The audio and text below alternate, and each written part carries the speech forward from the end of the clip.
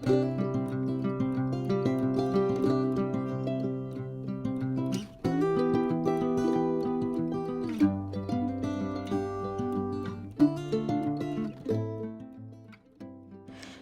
Everyone, welcome back to my channel.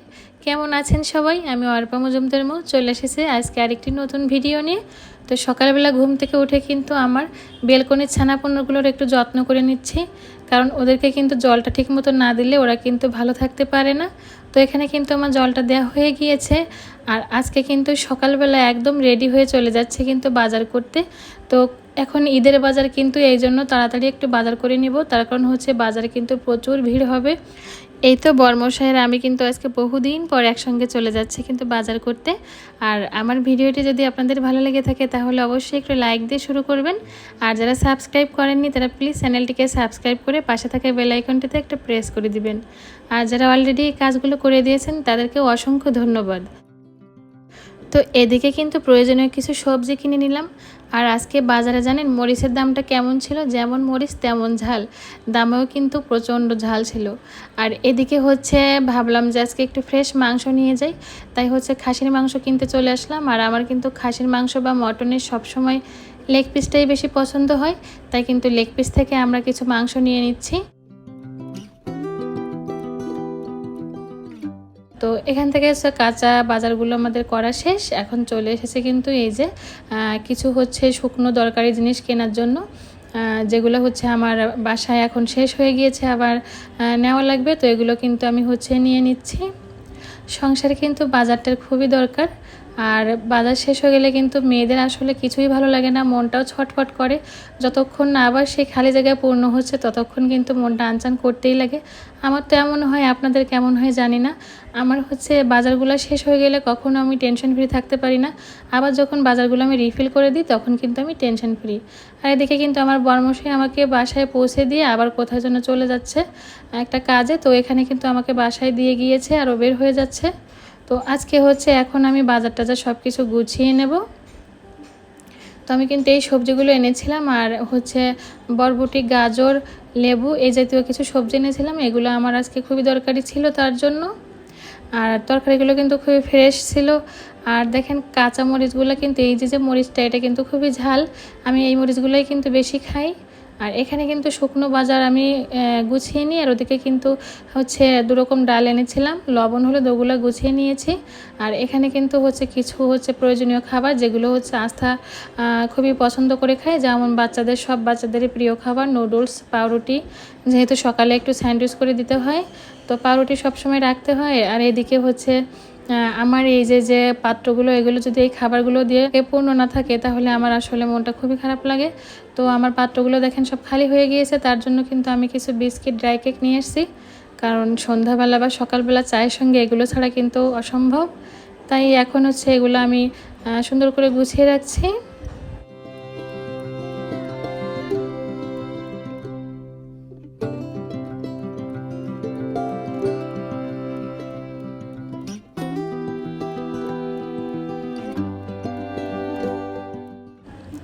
সংসারে কিন্তু আসলে সকাল থেকে মেয়েদের কর্মব্যস্ততার জীবন শুরু, তেমন আমারও সকাল থেকে কখন যেন সন্ধ্যা হয়ে যায় বুঝতেই পারি না। আজকে ভাবলাম যে হচ্ছে খাসির মাংসটা যেহেতু আমি টাটকা এনেছি, তো এটাকে আর ফ্রিজে রাখবো না, আজকে টাটকাই রান্না করে নেব। আর আমার কাছে না ফ্রোজেন জিনিসের থেকে টাটকা জিনিসটার স্বাদটা একটু বেশি মনে হয়, অনেক বেশি, একটু না বলতে হয় দ্বিগুণ মনে হয় বেশি, কারণ কি টাটকা জিনিসটা খেতে খুবই সুস্বাদু হয়, অনেক ফ্রেশ লাগে। আর আপনারা নিজেরাও দেখবেন যে আপনারা যখন একটা জিনিস আনবেন বাজার থেকে তখন যে জিনিসটা স্বাদ লাগে, আর ফ্রোজেন যে একই জিনিসটা আপনারা পরবর্তীতে রান্না করে খাবেন এটা দেখবেন অতটা স্বাদ কিন্তু লাগে না। আর এদিকে কিন্তু আমি আদা, রসুন, পেঁয়াজ বাটা সব কিছু ভালো করে কষিয়ে রঙিন রঙিন মশলাগুলো দিয়ে নিচ্ছি। তো এই রঙিন মশলাগুলো কিন্তু হচ্ছে মরিচের গুঁড়া আর হচ্ছে জিরা গুঁড়া। তো এগুলো দিয়ে এবার একটু কিন্তু আমি জল দিয়ে কষিয়ে নেব ভালো করে, যেহেতু গুঁড়া মশলা। একটুখানি কিন্তু হলুদও দিয়ে নিলাম, আর হচ্ছে জলটা দিয়ে ভালো করে এবার মশলাটাকে আমি কষিয়ে নেব। আর এদিকে হচ্ছে মাংসটাকে কিন্তু আমি আগে থেকে ম্যারিনেট করে রেখে দিয়েছিলাম। তো আমি মাংসটাকে হচ্ছে আদা, রসুন বাটা, জিরা গুঁড়া, মরিচ গুঁড়া, সর্ষের তেল দিয়ে, লবণ, হলুদ দিয়ে খুব ভালো মতো করে কিন্তু ম্যারিনেট করে রেখেছিলাম কিছুক্ষণ। আর এবার এই মাংসটাকে আমি ভালো মতো করে কষিয়ে নেব। যেহেতু আজকে মাংসটা কিন্তু একদম ফ্রেশ রান্না করছি, তাই ভাবলাম খুঁটি নাটি কোনো কিছুই বাদ দিব না। তো এখানে কিছু চুই ঝাল দিয়ে দিলাম, আর চুই ঝাল দিয়ে কিন্তু খাসির মাংসটা খেতে খুবই দুর্দান্ত স্বাদ হয়। অন্যরকম একটা ঝাঁজ আসে মাংসের ভিতর। চুই ঝালে কিন্তু মাংসের স্বাদ দ্বিগুণ বেড়ে যায়। আর এই যে জিনিসটা, এটা না দিলে তো আমি আসলে খাসির মাংসের কথা কল্পনাই করতে পারি না। গোটা রসুন কিন্তু আমার কাছে মনে হয় খাসির মাংসের ভিতর একটা টুইস্ট এনে দেয়।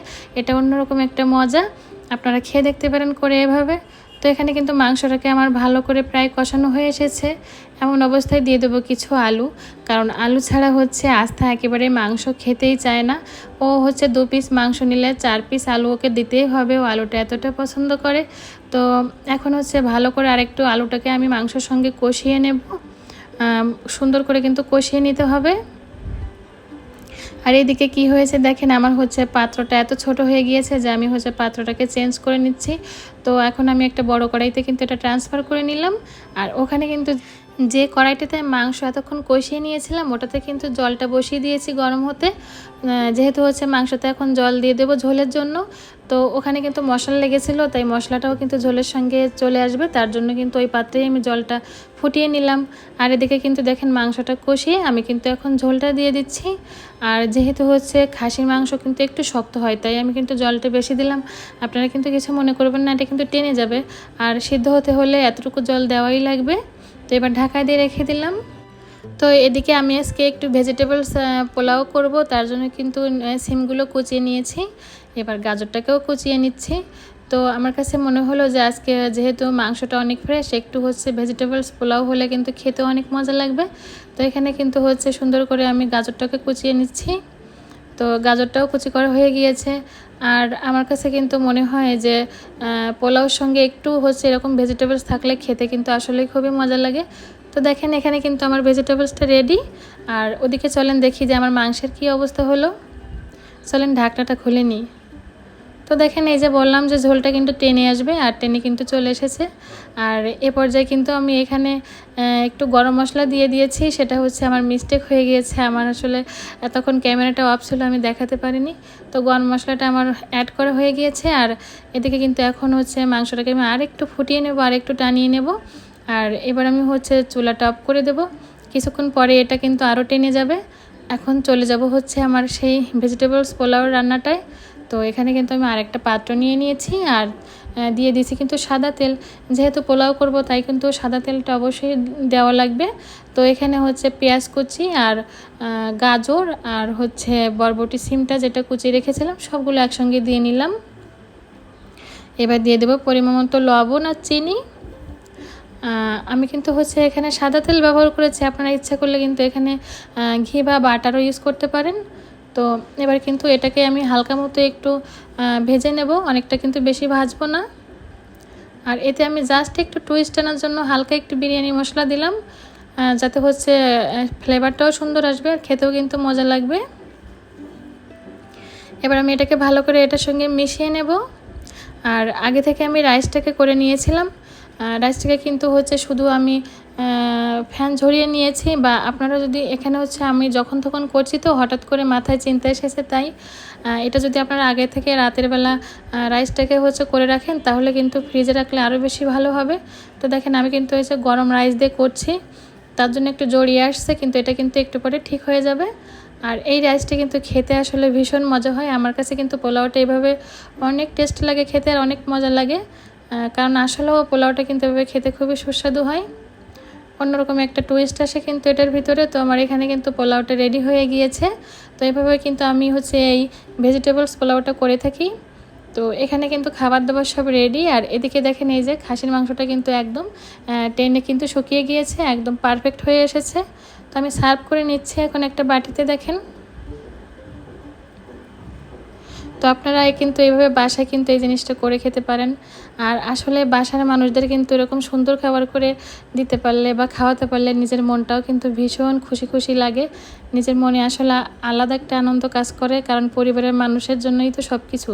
পরিবারের মানুষ যদি খাবার খেয়ে খুশি হয়, তাহলেই তো আমরা অনেক খুশি।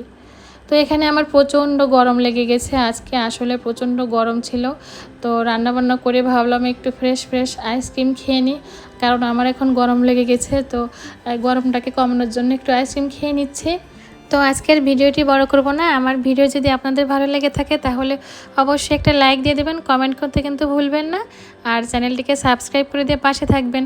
সবাইকে অনেক অনেক ধন্যবাদ। ভালো থাকবেন, সুস্থ থাকবেন। টাটা।